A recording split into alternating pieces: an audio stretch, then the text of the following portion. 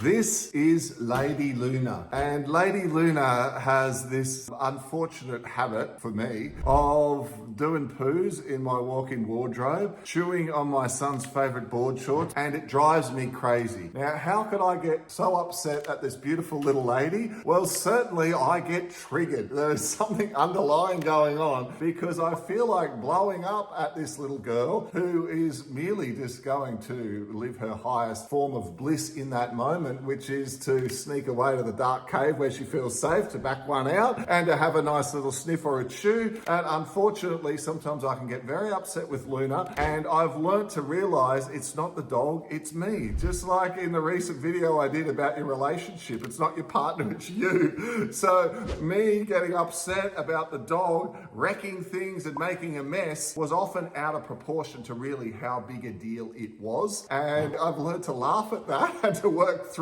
it, and I get nowhere near as upset as I used to. And I am working on strategies to gently guide Luna into not doing those triggering behaviors. For me, myself, it identified underlying emotions in and around growing up in a dirty house, a house that had a leaky roof for many of the early years of my life, no electricity. We didn't have a flush toilet. It was the hole in the ground, for those of you who went through that. Even not running off solar panels, 12 volt, mosquitoes constantly getting into the house, etc., etc., etc. Not a nice environment. I would get triggered, and that I learnt was coming out when Luna would wreck something. So if you get triggered about anything or anyone, remember, it's not them, it's you. Have a look inside yourself.